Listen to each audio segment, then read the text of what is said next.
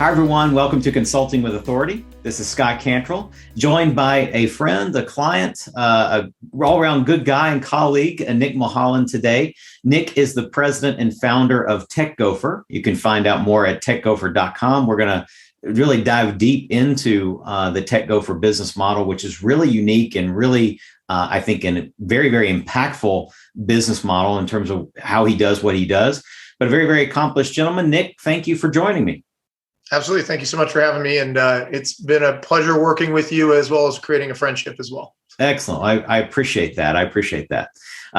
You said that just like we practiced. So that was exactly. That's why. You're working on the Venmo right now. Yeah, exactly. That's right.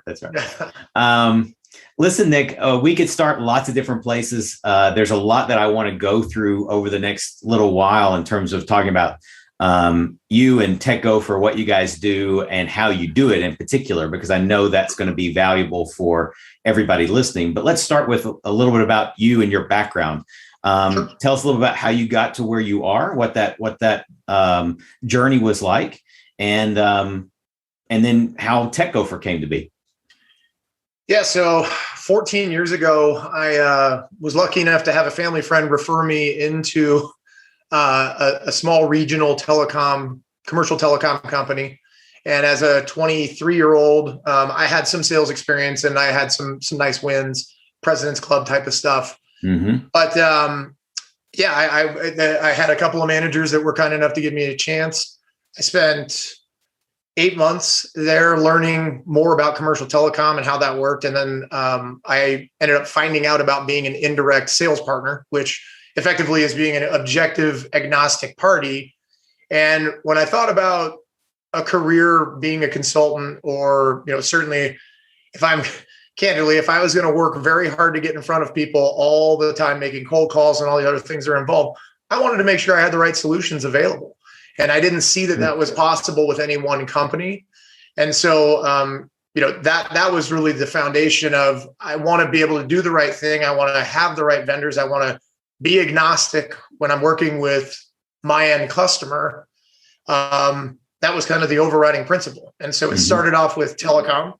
As technology has changed drastically over the past 14 years, our portfolio now covers everything from telecom to security solutions, contact center, AI, which there's a lot there, infrastructure. And, throughout all of that, I also realized that I'm not the smartest person that could possibly understand and know all of the nuances with all those different things I mentioned.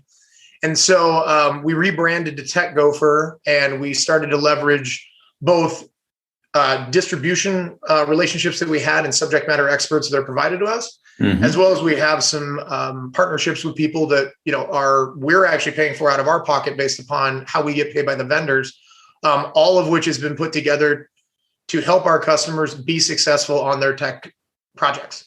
Gotcha. And really, ultimately, tech projects is where we play, but the goal is to make sure that the technology is actually achieving the business outcomes that not only that they want, but more importantly, the C-level that is having them manage technology wants.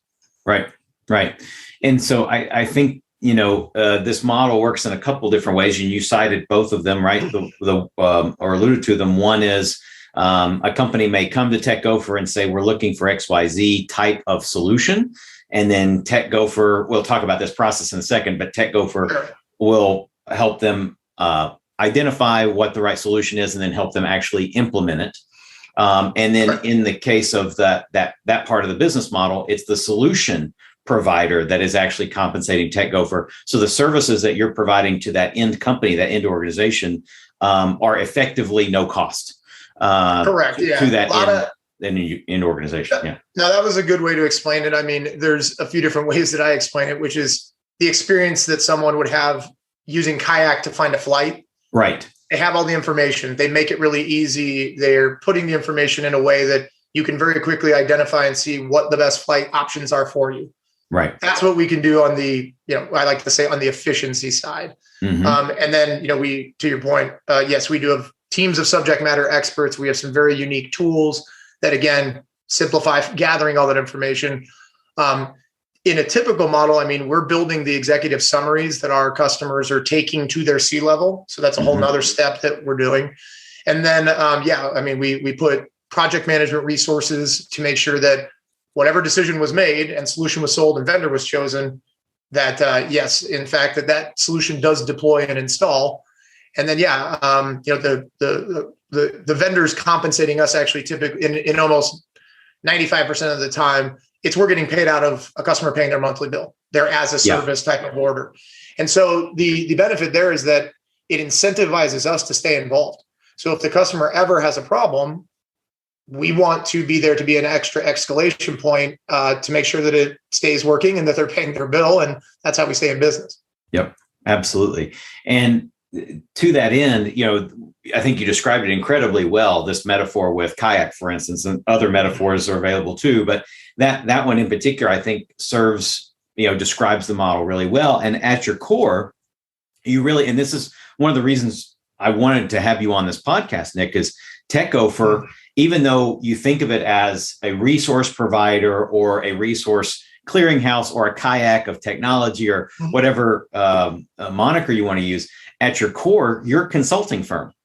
At your core, you're learning about the client that comes to you. You're helping them identify what their key challenges and needs are, and then you're providing the solution. And in most cases, helping them actually implement that solution, and then staying with them over time to make sure it's still the right solution, still effective for them. So and I would say over the past little bit or past few years, that's been the biggest shift. Is a lot of people feel like. And I would argue that they're incorrect, but typically we came from telecom, which is voice and data. Yeah. And people think that that's a commodity. It is until it doesn't work. And then when your business is down, you got problems, right? Yeah. But now with the way that we've, again, the process that we've built goes across all the different technologies. The portfolio that we now manage and maintain is so large. We're really getting out of transactional type business. And in fact, of course, we can go get quotes for things like internet and simplify someone's life. But the bigger value that we're really trying to bring to the table is actually it's as simple as getting the IT person that is used to being the guy that plugs stuff in to really start thinking bigger picture, to improve as an IT leader. Because when they can have bigger picture conversations with their C-level, now they're not a cost center. They're not the guy that just keeps the computers working. And that's, really an exciting transition that what we're seeing is, not only are we really helping our customers be more successful and be better at their own job and, get, what's the best way to put it? That their customer, which is, in my opinion, it really is the C-level and it is their, board of directors, it could be, that they're looking at them differently. We actually end up making more revenue because we're helping them with more projects because we've started off creating that technology roadmap. Yep. Yeah, exactly. So you're finding out what the real challenges, objectives, needs, desires are of the organization first, and then helping the IT individual play his or her role in terms of fulfilling the organizational vision through these technology resources, as opposed to, and that's really a transformational result, as opposed to this transactional result. Oh, we need a new internet provider. We need a new contact center provider. We need a new whatever, and just saying, oh, well, here are three options. This is the cheapest. Let's put one in. It's not, again, it's not quoting and plug and play. It is truly a strategic conversation, and then only when you know specifically what you're going after, do you go out and find the options and then bring them back and then measure them, not necessarily just against price, of course, but measure them against their capability, their ability to achieve the goal that was stated in the first place. You said it better than I probably would. Yeah, no, I mean, I think the model is really, really impactful because, I come from, my previous company, as you know, was in the insurance space, and insurance is across the board one of the most, we don't own this exclusively, but it is a very commoditized industry. And Sure, so constantly we were trying to help our advisors, our consultants, find ways to differentiate themselves in the eyes of the organization. And it's one thing to have the message, but it's another thing to have the business model that is, you can always use better words. You can always have a stronger message. But if the model isn't truly differentiated, if the process isn't truly differentiated, then the result is going to be a commoditized type of result. And what you have done and what you and your team have done at Tech Gofer is truly change the process. I wrote down what you were saying before, right? Helping IT leaders be better and be more strategic so that they're not just finding identifying a tech need and plugging in a product. You all are facilitating a lot of the logistics and transactional and tactical work, but you're beginning at that strategic level and having that conversation first. Yeah, because, again, don't get me wrong. We started off with, hey, we represent all telco providers and we can go get all the quotes, right? Sure. Yeah. And we've just over the years, what I found, especially when you start talking about more complicated things like infrastructure and certainly security, there becomes this immediate fire. And this is not typical of all IT directors or CIOs or CTOs, but it's, well, we have this problem and this is the project that I need to get done. Okay. So we kind of solve that. Now what's the next 5, right? And so that's what it's a real simplistic way, but in IT, that's a word that they use a lot is, we're trying to help them take a step back, say, yes, we know that there's a fire, there's a problem, but let's look at this strategically. Let's look at this holistically. And when we do that, and when more importantly, our end client is open to talking with us that way, that's where things really do well for them. The projects are going well. They've now got a roadmap. They can communicate that to their C-level. So it's a transition. And, not to super toot our own horn, but that's why we've won 5 global consulting awards is, taking that extra step and really following the process that we put together. And it works. Yeah. And it's replicatable, right? It works time and time again for really any size scope organization who is looking for the types of solutions you guys can bring to bear, which is virtually anything and everything technology. We cover a lot of ground for sure. Yes, you do. Yes, you do. So that actually brings me into process. And I'm glad you mentioned the awards that you all have won, because again, those awards are obviously because you've had impact for your clients, but the impact from your clients is due to the process, the nature of how you, not just what you do, but how you do what you do. Yep. And this is the note I want, everybody watching or listening to this to take with them when they leave is, what we do as consultants, whether regardless of what industry you're in or who you're serving, what we do as consultants is often what is commoditized. Right? What is differentiated is, number one, of course, are you getting meaningful results for your clients? That can be a differentiator. Yep. But the core part is not what we do, it's how we do it. And so this is where I wanted to dive a little bit deeper. We've talked, you've already hit on some of these key things, but let's kind of walk us through the process of when someone finds out about Tech Gofer, they have a need or challenge, whether it's a fire or not. They come to Tech Gofer and they have, they book a meeting, they have a conversation with you or one of your team. Kind of walk us through what that process looks like, because I think so often a classic or a transactional consultant in the tech space would simply say, what do you need? What do you need? What do you need? And okay, I'll go get, I have relationships. I'll get you the best quotes I can. And you can choose the cheapest one. And that's it. And that's what it was in insurance as well. But your all's process is completely different. It's not turned on its head, but it is completely different to create better results. Kind of walk us through that, if you will.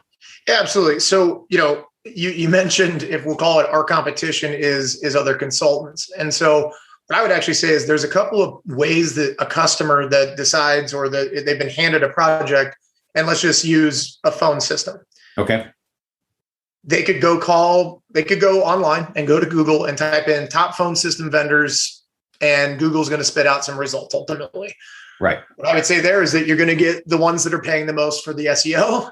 And those could be some big companies, but that doesn't necessarily mean that any of them are the right fit for what you're looking for. Right. So that's a difficult starting point, especially if you're let's say that you're an expert at networking, but you don't know much about phones. You can go there. There's obviously a lot online that you can go read and question, learn a lot, but is that really the most valuable use of your time? And then, specifically with other consultants, there's a lot of, we'll call it our competition, where they're one-man shops. They have a singular expertise. And we were that business a few years ago. Mm-hmm. But there's a couple of reasons that we're different. One, we've simplified the gathering of the information. So much like Kayak, if you were to go to Kayak, you type in where you want to go and when, it spits out results. Now on our side, because these projects are a little bit more complex, we've still done the due diligence, and we've done some of these on our own. We have partnerships that have helped us with this, where we have online questionnaires. So a customer can simply go to our website. They can fill out a questionnaire that it's going to take you 5 to 10 minutes, depending on the project. But once we have that scope of work, we've effectively alleviated all of the questions. Let's say 80% of the time scoping it out that any salesperson would have. So we have all that information. We're then having a subject matter expert look it over. And by subject matter expert, I mean people that have either, they may have been CIOs, they might have been in IT decision-making roles. They've been trained on all the vendors that offer said solution, and they know what vendors can do what, when, and why. And then they're, effectively working with us on, okay, here's what the customer's environment looks like. Here's the scope.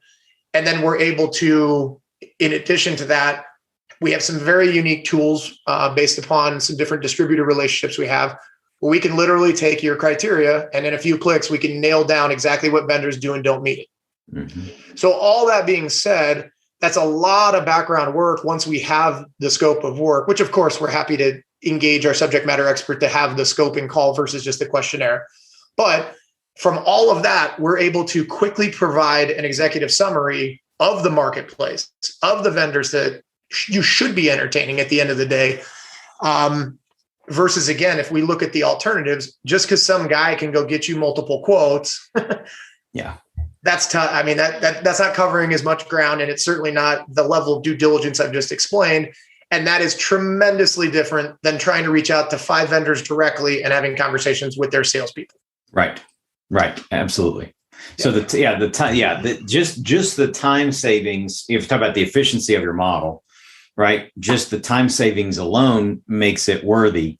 But when you add on this, and this is really interesting to me, and it was from the very beginning when we first started talking, you've got these gurus, these subject matter experts in all these different technical areas that you make available. They're consultants in and of themselves in a way, in their world of expertise, and you make them available to your clients.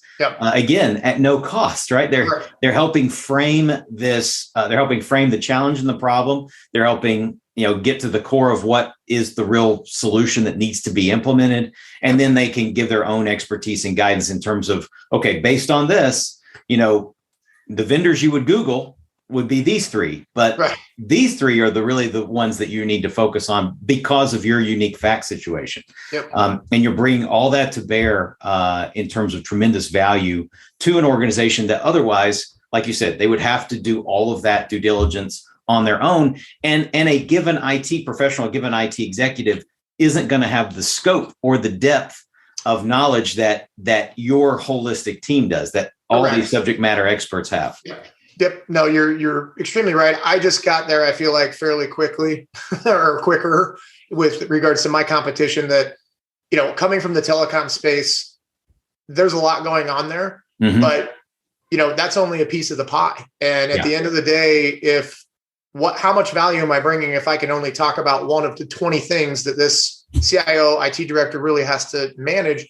And I can tell you right now, a lot of the contact center projects that we're working, there is complexities around everything from the contact center solution, how that integrates with the CRM, the chat and omni-channel stuff that they're using, how that plugs in the ERP. So, I mean, there's a lot going on. And so when, just going back to the various models, a sales guy, and I don't mean this in a bad way because they're just doing their job, but they're not likely doing all the due diligence and asking all those holistic things. They want to just really try to identify that they can meet some of your requirements and get you to sign so that it's hitting their quota, right? That's right. Exactly. And, again, like just especially in a lot of those projects that we've had a lot of late, there's a lot of different moving parts, a lot of different vendors. And so, we talked with a company that has 5,000 agents that they didn't even have something as simple as call recording, and they wanted to bolt that on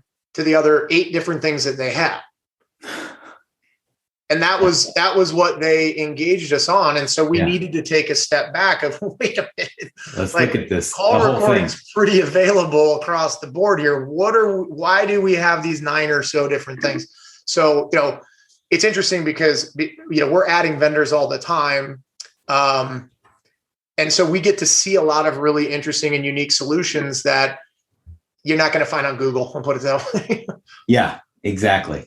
Well, and you just said something a second, just a moment ago that I want to go into. When you have that initial, we kind of talked through the whole process, and that was fantastic. But in terms of that initial conversation that you have with that IT manager or that CTO or CIO, whoever it is, you are beginning your conversation with that individual, not transactionally, not just by asking them what's the biggest problem, but you're asking a series of what I think you referred to as why questions. Can you sort of describe what that is and how that works in terms of that conversation? Yeah, absolutely. Obviously there has to be some type of reason that they're engaging. It could be any of the different technologies, but that's a big part of our process, is really identifying, simple things like, what is their vision for the IT department? Mm-hmm. Is their vision of the IT department, is their C-level on board with it? Do they understand what it is? Is their vision aligned with what the CEO's vision is?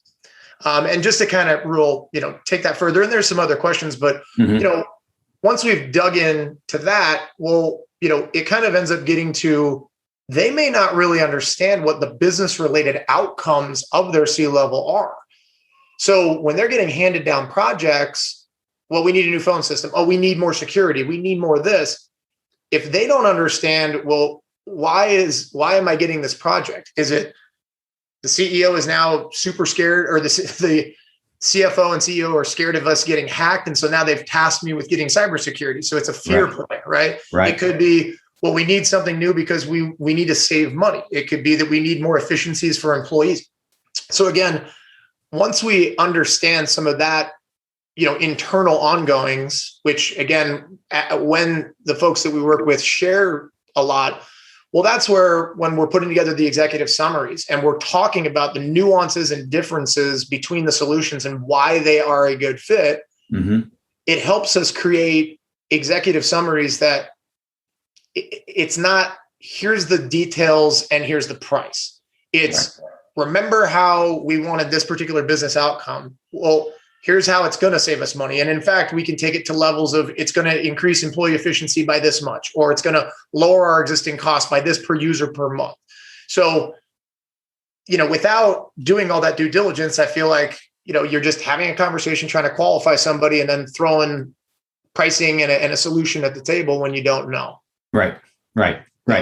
And the other piece to it is too, that you've mentioned to me just in our last conversation, if that IT manager, that IT director, whether they have a seat at the C-level conference table or not, you all can actually help them craft the business case, I think was your word. Correct. Can actually help them craft the business case. So if the IT person knows that there is a need, but they've got to sell it to the C-suite, if it's not something that's being handed down, but rather going up as opposed to down, they've got to be able to sell that to the C-level. And obviously, by asking these questions and understanding what the real need is and where it's coming from, you're actually empowering that IT individual, that IT leader, to make the business case to the C-suite as well. The other word you just used a second ago, I wrote it down, is alignment. So the nature of your model, and the reason I'm spending time on this, and I hope the listeners and viewers get this, the reason I'm spending time kind of interrogating you about your model and dissecting it, is because I think there's a lot of interesting opportunities in the expert thought leader consulting business strategist space to adopt and adapt elements of what you've got. Because if you think about you all in the tech space as tech consultants, and you're bringing all these solution providers, you're making all these solution providers available, but you're acting truly as a consultant and a facilitator.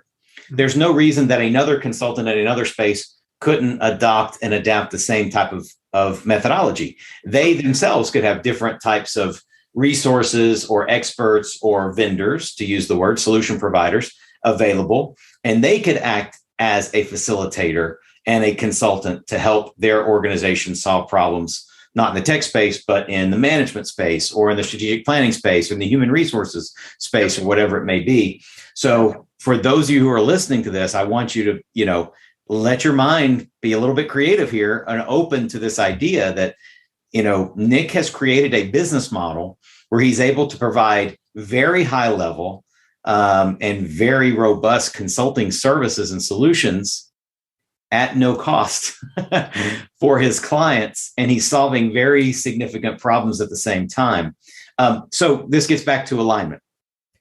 The first time you shared with me your business model, I think my head sort of just exploded because I think the nature of the model is incredibly powerful because of this alignment. You have a vested interest in making sure that the organization, your client gets the absolute best solution, and that the implementation of that solution is optimized, and that they stay with that solution or they get another solution that they need if that's not the right one for them.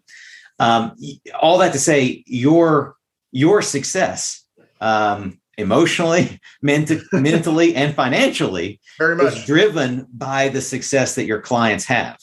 Kind of speak to that, maybe just speak to that philosophy and how have your clients reacted to this idea that you're going to be providing this level. It's one thing to get quotes, right? Right. It's another thing to provide the level of service that you're providing. What has been the response of your clients when you're providing this value and they're realizing, that it's not costing them anything more because you're not jacking up the price?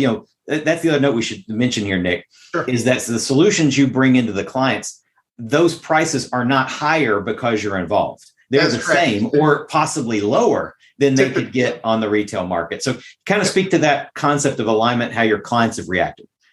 Yeah. So, I mean, in going back to what I kind of said about why I started the business a long time ago, was I didn't want to be in a position where I was forced. And if I was only working for a singular company that had a certain box of solutions, I could be trying to sell the wrong thing.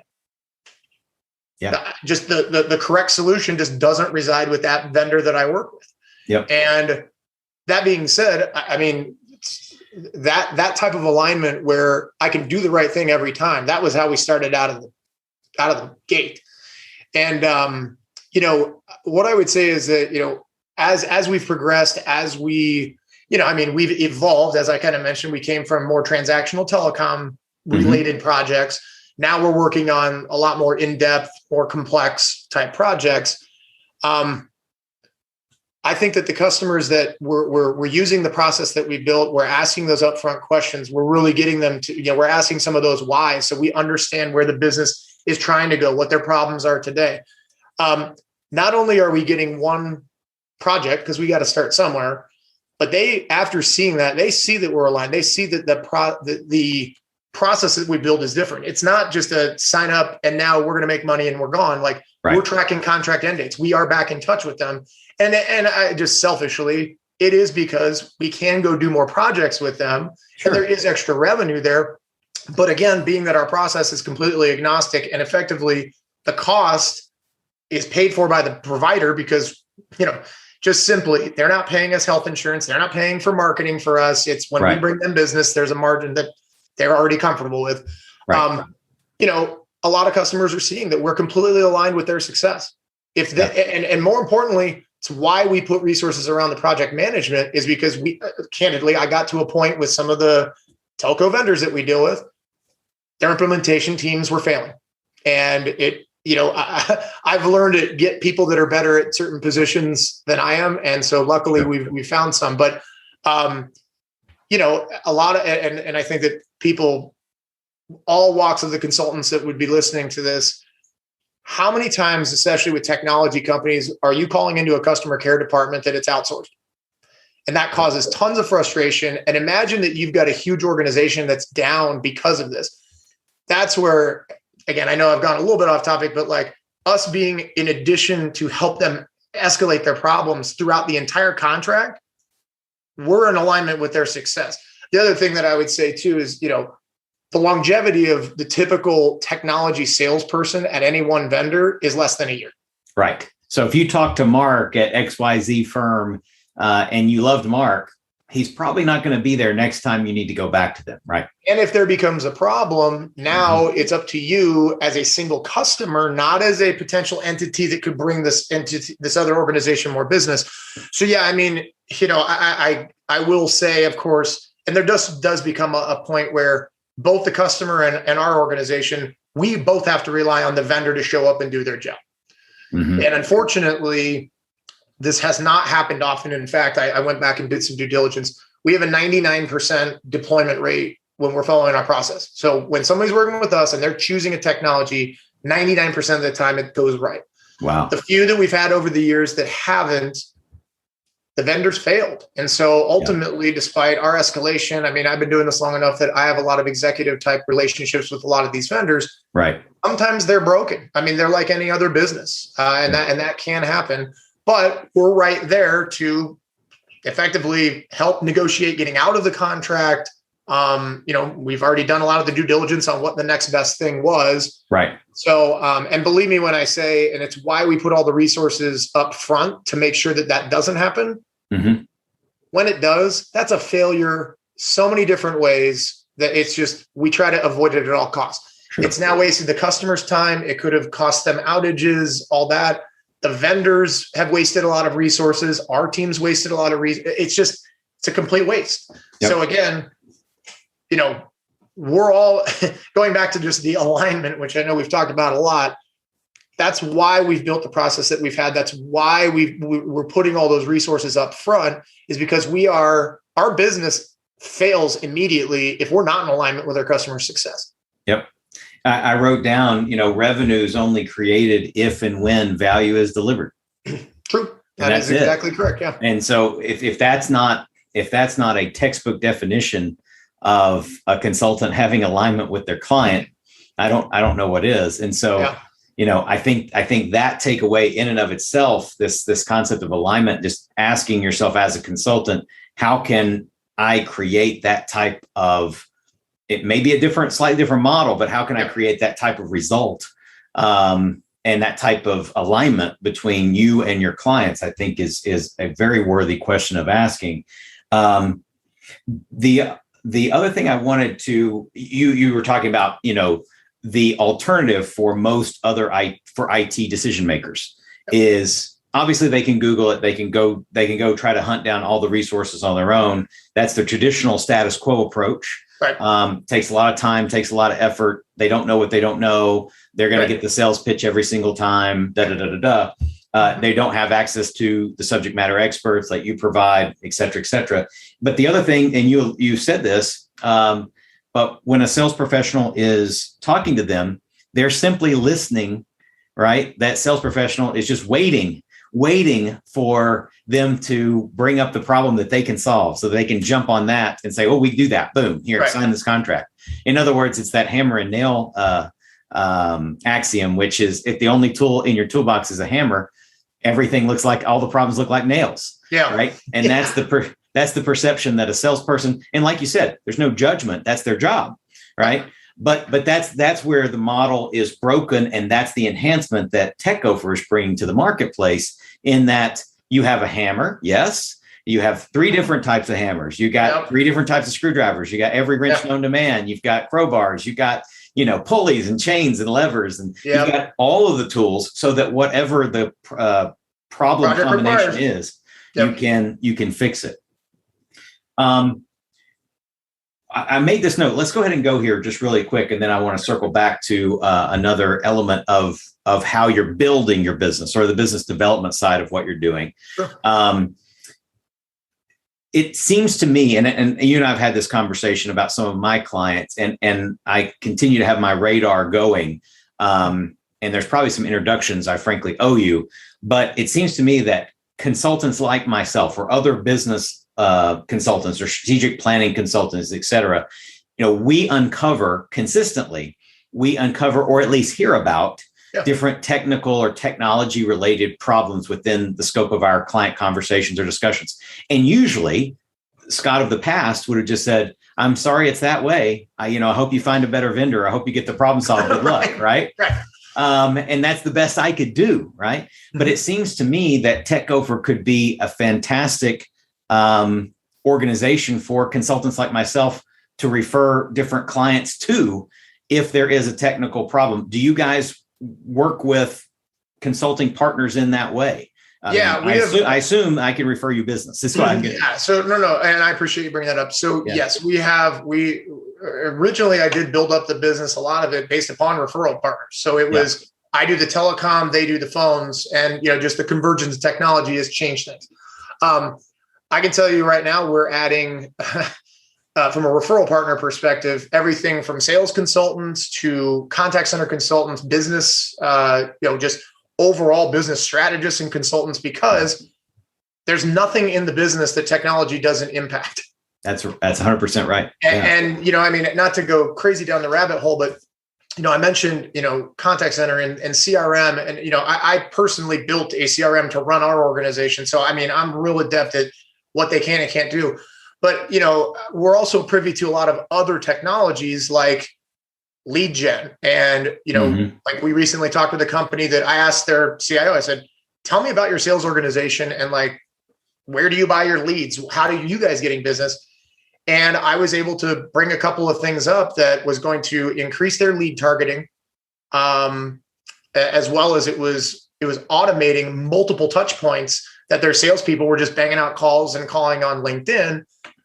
Well, again, going back to how am I helping my customer, that CIO, really make waves and be the IT leader? Right. If he's going to that CEO saying, hey, I've looked at our sales organization and I've looked at technology tools that can increase revenue, increase efficiency. Well, he's in a very different view now. So, absolutely. But yeah, as far as a referral partner, I'm more than happy to talk to anybody about their business. We really do cover a lot of ground, and open to being a resource where anybody needs help. No, that's awesome and fantastic. Before we wrap, I'll make sure that everybody knows how to get a hold of Tech Go for you and everything. So we're on this topic of business development. You're talking about referral partners were originally a huge source, still a source of opportunities for you all. But I know part of the work that we've been doing together is moving to going direct to organizations and to these IT decision makers. Describe a little bit about the business development strategies that you guys are putting in place now, you have in place that you're working through. I know it's, they're just getting started, but describe a little bit about what that makeup looks like and how it's going. I'll kind of take you through my adventure as far as the creating our own marketing strategy and whatnot. So primarily our business was based upon referral partners and then customers referring and whatnot. We just got to a point where, and it's a financial thing, is that when we're paying out the percentage that we pay out on the referral partner side, the business can't scale as fast as I believe that it can. Yeah. And we're at a point where we can now spend some money on marketing, which you got to kind of test what's working and what's not. So we actually started off with, we've hired some salespeople over the years that had minor success. We had an outbound call center out of the Philippines that was doing some outbound calling and marketing. They were getting us some appointments. And then I found out about, they approached me about doing some stuff on LinkedIn, which then from there, we had a lot of success. But now, again, because I do meet a lot of different vendors that are doing all sorts of different things, we have a new partnership with a company that has literally automated everything from LinkedIn messages to email to texting to ringless voicemail, all in a coordinated sequence that you were kind enough to help build. And so all of that outreach is now automated on our side. Yeah. And that additionally includes, that's for new level connections and targeted folks. But this particular vendor has the capability of sending and doing that for first level connections on LinkedIn. So just a lot of automated outreach is kind of the new thing. Yeah. And we're already seeing some traffic. So it's That's very, great. very good. Yeah. Yeah. Yeah. No, I think, the nature of how you have gone about structuring those campaigns and through the system that you're using, which is fantastic. And if anybody wants to find out about the system, talk to Nick. He can make the introduction. I should be fully transparent. Nick introduced me to this company as well. And now I'm a client of this company. So at any rate, no, it is a really powerful platform. And I think it's fantastic how you've been able to do so much automation. And obviously the scope of the campaigns, the messaging will evolve over time, Sure. But it'll refine, just like all marketing. But the point is that it's there now, and you can do so much. You can have so much effectiveness with such efficiency, right? Yeah, as opposed to it being a heavy lift every time you want to try to reach out to a group of people. Correct. And I'll also mention that what I found tremendously interesting is it automated the things we were already doing, and it was a fifth of the price. Yeah. Yeah. So me sitting in my I run a business seat, that was something I really needed to entertain. That was very attractive. Yes. Yes, absolutely. Listen, we're coming up on time, but I want to ask you, I think the favorite question I get to ask on these podcast interviews, and you've had a really interesting career. And then last time we talked about your trip around the world. So you can bring that up if you want. I think it's a really fascinating, great story. So you can feel free to share that, because I think it's so good. But the related question is this: in your life, in your business career, top lessons learned, and it doesn't have to just be about business. It can be, but it can be personal lessons as well. I think so often, and I'm guilty of this, I think, just like everybody, but I think so often as entrepreneurs, as business leaders, as consultants, we get so focused on what we're doing, and making sure we're refining and we're evolving and we're doing all the things we need to be doing, that sometimes it's easy to lose sight of, or forget temporarily at least, about what we're learning along the way. Sure. And we sometimes have to get so far removed from the lesson before we realized how impactful the lesson was. Yep. So looking back on your life and career, top lessons learned, and then feel free to tell the story I'm referring to. So one of the first lessons I learned, and it took me a couple days to get past it, was that if you're going to go start your own business, it doesn't matter what happens, you're responsible for all of it. Yeah. And what happened on my side, it was actually fairly straightforward. I had talked with the customer. He was all gung-ho about signing up. And then I basically called him on the following Monday, like, hey, I'm waiting on your contract. And he said, oh, I actually just signed up with a direct rep at one of the companies. So he had me do all the work, all the diligence, and then still called the company and signed up. Yeah. And, despite me discussing it with him and whatnot, he just, I've already made my decision and bye. So I'm kind of just sitting there, well, that sucks, right? And then someone that has acted as a mentor to me in certain regards kind of made the comment, well, that's your fault. And I'm like, how is that my fault that this guy did this? And he goes, I don't think you understand. You own the business now. So it doesn't matter that that's what happened. You need to think about how you could have avoided that. I could have driven over there on a Friday. I could have made sure that he, signed it right then and there.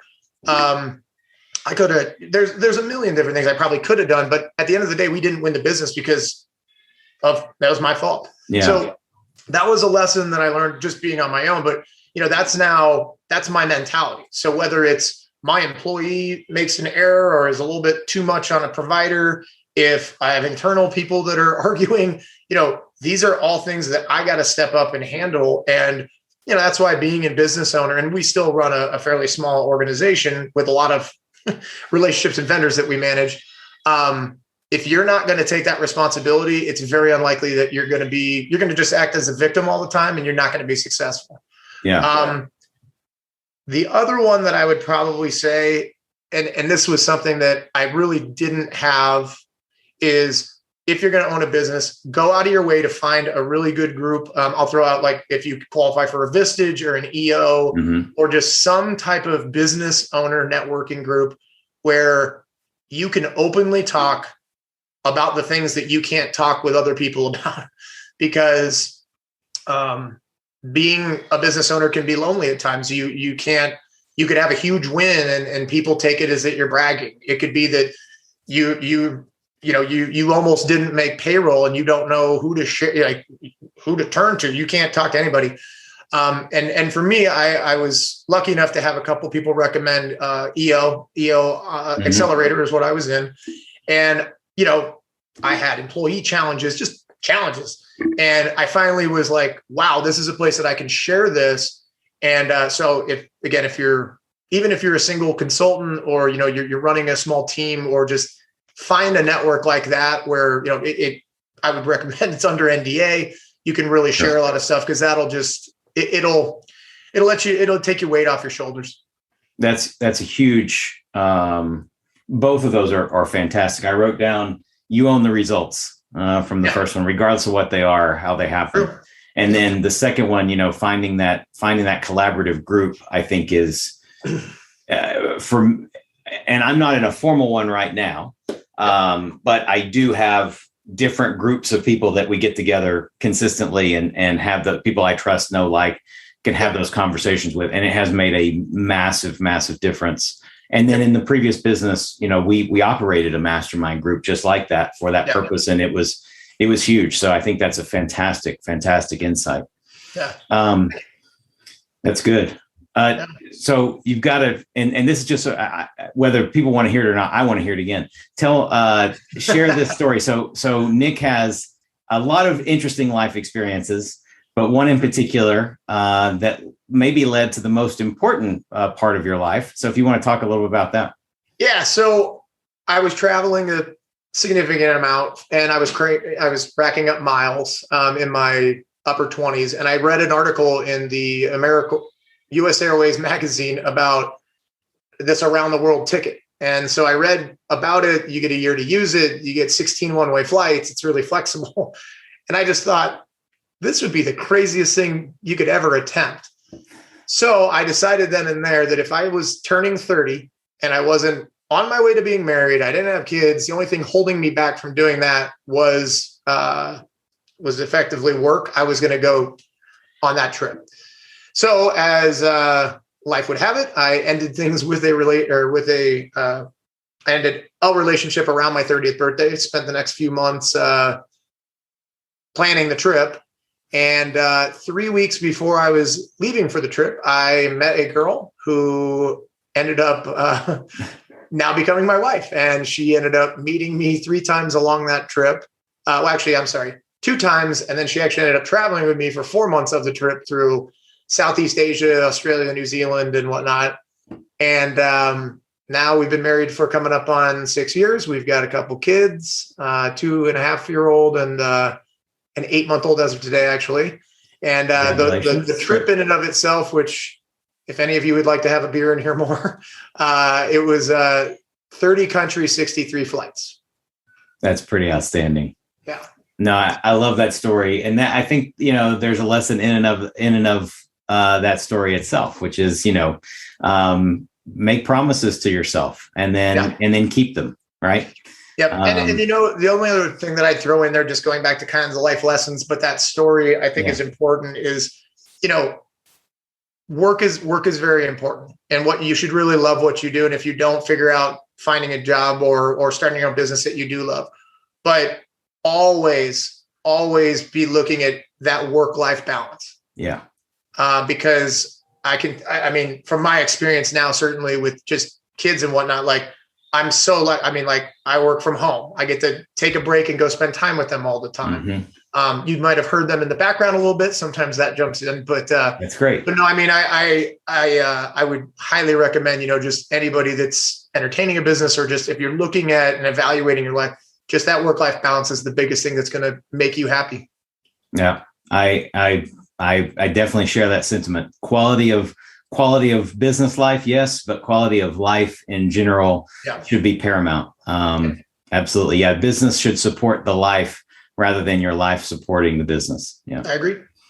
Very good. Nick, if someone wants to find out more about Tech Gofer, if they're interested in maybe being having people to introduce to you, becoming a referral partner, if they want to buy you a beer and hear about the trip around the world, what's the best way for them to touch base with Tech Gofer or you? Absolutely. My email is nick@tech-gofer.com. I don't know if I want to leave my cell phone per se, but you don't have to leave your cell email's phone. good.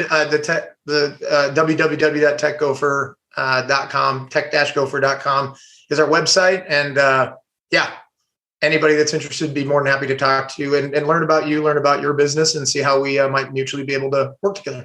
I love it. That's awesome. Yeah, I would encourage everybody to check out the Tech Gofer website. Again, tech-gofer.com, because you'll learn, you'll see the model in action online, how it's all broken down, and see some success stories there as well. So, Nick, thank you so much for being so generous with your time, sharing some fantastic notes and expertise. I have yet another page and a half from another conversation of ours. Always happens. I know we'll be in touch soon, but be well until then. And thank you for the time. Absolutely. Thank you so much. And thank you for all of your hard work on our projects. My pleasure. We'll keep it going. All right. Thank you everyone for watching for Consulting with Authority. This is Scott Cantrell wishing you the best of success. Thank you for listening. I hope you got a ton of value out of this episode. And before we go, I want to thank the sponsor of our show, Smart Solutions Media.